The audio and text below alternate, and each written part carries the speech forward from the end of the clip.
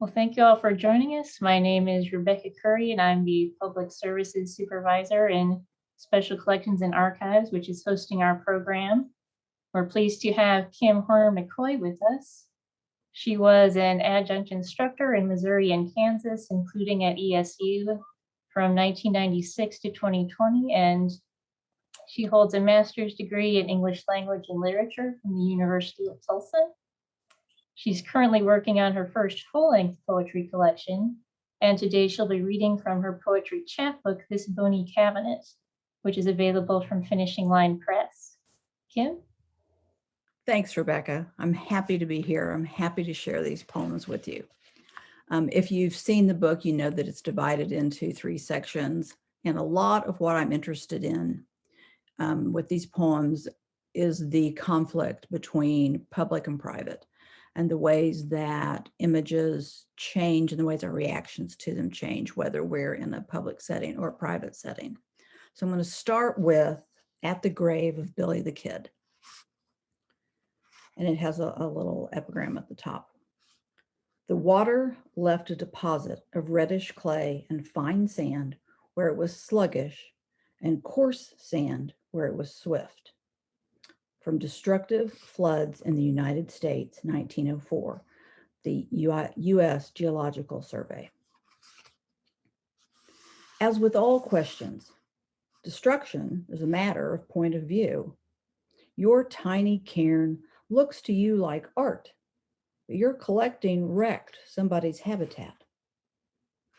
The grave may be a fine and private place, but what if Billy isn't in it anymore? What if he'd barely turned to bones before the Pecos jumped its banks and washed him clean away? What possesses tourists, pilgrims, poets, to reach between the bars, encaging both his head and footstones, deposit pebbles, pennies, bullets, not to mention the oyster shell suspended from a cord of braided hemp, swinging like a key. 3 hours south, snake and scorpion and paw prints speak of prey or poison or power, but I can make nothing of the lines arranged in mazes or the quartered spheres encircled by 17 by 23 spots. If you've ever been to New Mexico and seen the grave of Billy the Kid, they have a fence around the entire grave, and it seemed like such an odd thing to me to do when I was there visiting. I guess it's been 3 summers ago now. It was well before the pandemic. Some of these poems were written well before the pandemic. Some were written during the early days of the lockdown. This one is from before the lockdown, when we were still out in the world easily, and it's called Infinity. Because it began in sympathy. Because it was the sun, not death, that stretched the rattlesnake across the rocky trail, soaking in October, his skin the same pale as the dust, puzzled in umber and mud and snuff. Because it was the eye stripe that mimicked the flickering blue stem and the bison over the ridge, their absent hooves deep and definite as the shovel my mother used to swing at every innocent garter, grass, blacksnake, minding its business in the Lespedeza, Genesis, and the maybe fang outlawing empathy. Because he buzzed, sudden, twined himself into the symbol, because he stopped me 1 strike away and stayed and ate on his half of the path as I walked on, fear in one hand, yes in the other. And that was a real encounter out in the Flint Hills with a rattlesnake.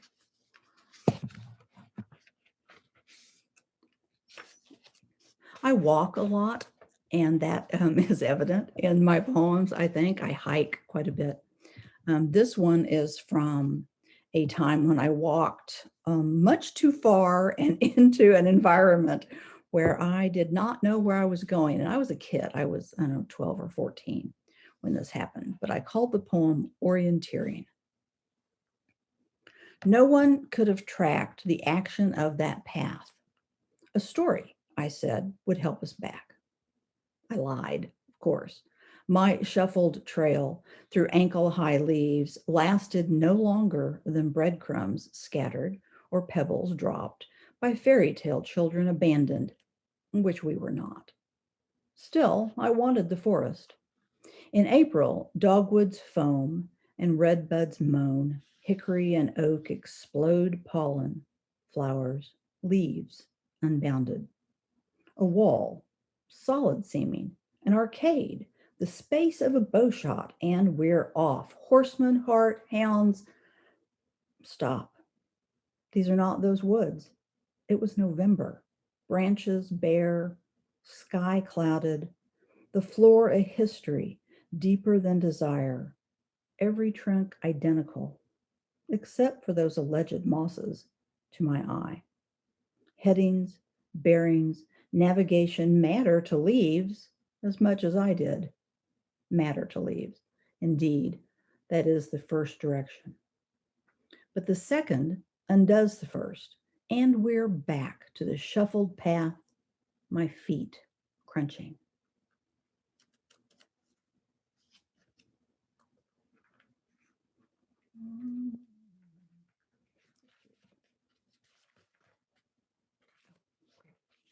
So this one is definitely a during the pandemic poem.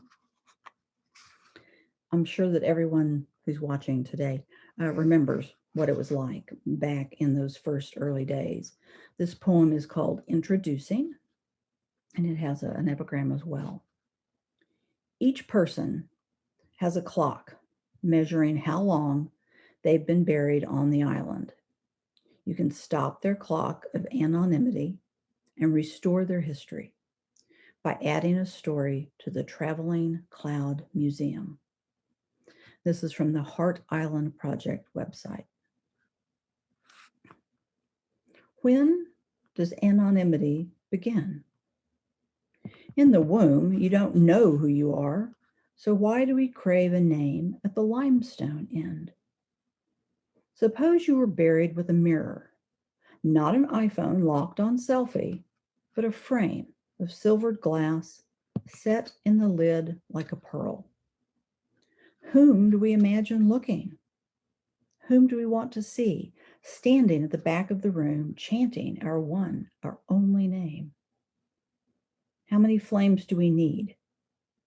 At my worst, I used to fantasize my unattended death, whether accident or other, and wonder not who, but when or if my body would be recovered. You were cremated, and your ashes, I don't know. That clock keeps ticking. And what about the leopard, so called because its skin imitates the one big cats evolved? Slug I met on the sidewalk this morning.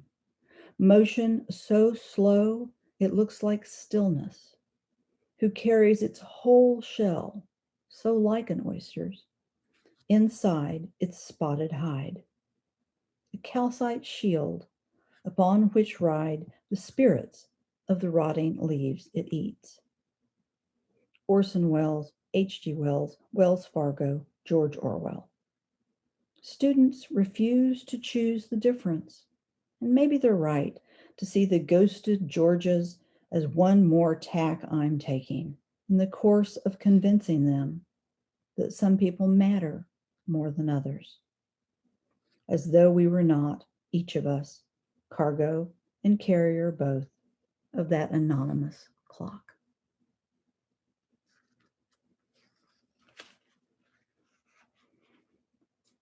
I maybe should have warned people, my poems are almost never uplifting, never inspiring. My vision is fairly dark. It has always been that way. So this poem is called Premise, It is a very brief epigram. I'm fond of epigrams. I like to link my poems to the texts that are in the world, to the things that happen in the world. I'm not fond of hiding in my study. So this is premise on the epigram. Supposing you brought the light inside the body. That was the President of the United States on April 23rd, 2020.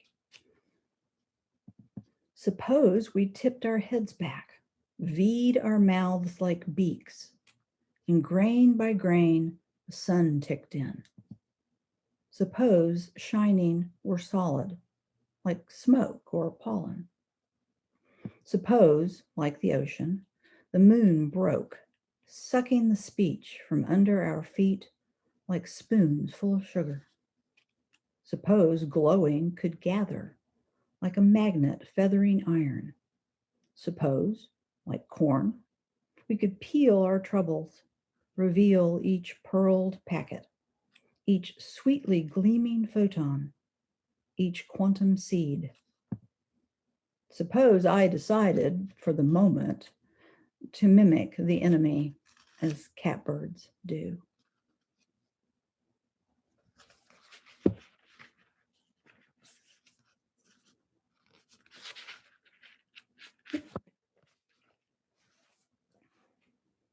This one's well, no, it's not more cheerful. It does have light in it, though. I started to say it was a little happier. It's not. That's not true.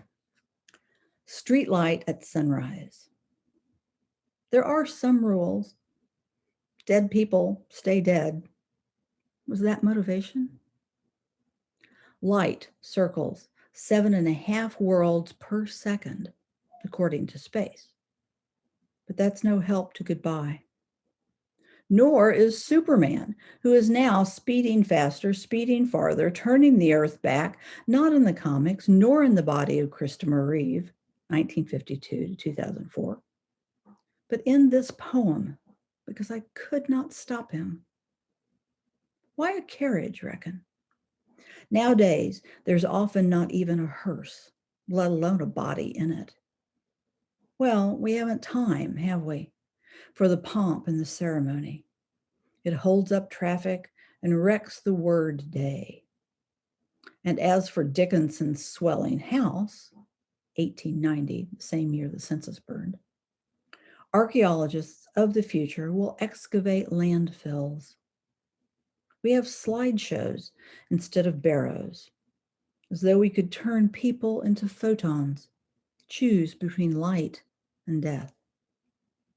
Maybe it's simple contrast, the way that streetlight sparks against the rags of yesterday's storm, the way I keep coming back to outrage, the way your bullet baffles everything, not just sleep and memory, but lectures and yoga and television and tea. Because you, 1962 to 2019, would not wait for crocuses or high tide or chemistry, because you could not narrow your way out of the dark. So before I moved to Kansas, I lived in Joplin, Missouri. And in 2011, when I lived there, we had an F5 tornado. And so that poem has come up, or that event, sorry, has come up in several of my poems. It's a hard event to let go of. Let me see if I can find. I think I would know my own book better. Forensis, there it is, page 23. Okay. So during that tornado, I was perfectly safe. I was at my daughter's graduation, and in Joplin, they have the high school graduation out at the college, because the high school was not at that time big enough. So we were in the basement. We just ended graduation and the sirens went off and they sent us to the basement. And so we spent all of that time in the basement. And so this poem is called Forensis. 1. Nothing is permanent except death. And even if that's so, there's no way to report it. What remains are traces, A boy 5 days lost in a pond.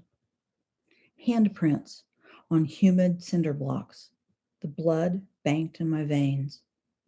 And nothing incorporates, especially not Jesus, at least not the way they claimed. What remains is evident. X-rays and bank statements and grocery lists pulping in a field hundreds of miles from here. Homework and family photos, famously, and cash and couch cushions and twisted aluminum lawn chairs, teddy bears and syringes and handguns and dildos and clothes, a single pant leg with one pocket inside out, a left sleeve hanging from its shoulder, all the lost buttons and belt buckles and laces, and so many odd running shoes, work boots, flip-flops, stilettos, trashed and scattered along the interstate. You can count imaginary crosses like faces in clouds, wallpaper streaked and soggy, but they're still nothing but mangled I-beams, accidents of physics, exactly like the red brick chimney, impaled by a white pine 2x4, or the bicycle hanging off the porch rail of a house the wind disintegrated. 2. Always there's the wind in the image. Black gouts of smoke, leftover clouds, leaves and shingles and shreds of everything. 3. The wind is personal. A tornado is designated by the speed its wind attains, true enough, but also by how much it eats. And yes, Dusty is a fictional character, and so is Joe, who knows the storm comes after you. And yes, the twisters they chase are digital, but that does not render the words any less true. It comes after you. It shrouds itself in rain because it knows its job and dresses so. All right, we'll do one more. This is called Flutter, and it is based on a real event that happened here in Flint Hills. The day the Fokker died and the Kansas sky dropped alike, passengers and pilot, onto the flinty Kansas earth. The Rock was famous for his winning record, for his Gipper speech, for lifting the game from the turf to the air. I suppose the pilot, a man named Fry, though you'd never know it if all you'd read was the plaque in the I-35 McDonald's, knew the weight of the fame he ferried. He must have been worried about the weather, the low ceiling, the cold, whether the rain had loosened the glued joints. In the end, it was flutter, motion NASA says, that is akin to shimmy in a car, that did them in, that snapped the wing spar, splintering the wood of rib and skin. If you know it's there, the memorial stone points skyward from the ridge, visible through binoculars, faintly gray behind a screen of winter trees. A gravel road spirals up the hill, dead-ending at the Heathman place, home of the boy named Easter, among the first to reach the wreck. And if, having hit that country cul-de-sac and turned back and outrun the barking dogs, you stop midway and cut your engine and step from your car, you'll see not the least flutter of leaf or feather, hear neither wind nor song. Thank you so much. Oh, thank you for being here to share that with us. And thanks again to everyone for coming. Before we sign off, I do want to let everyone know about some other events with local authors that we have coming up. So on October 19th, Carrie Moyer will be reading from his latest poetry collection, Turnpike Prayer. And on the 25th, we'll have a reading by members of the Emporia Writers Group. So both those events will start at 7 p.m. and they'll be available to view live or in archive recordings at emporia.edu/live. So we hope to see everyone there.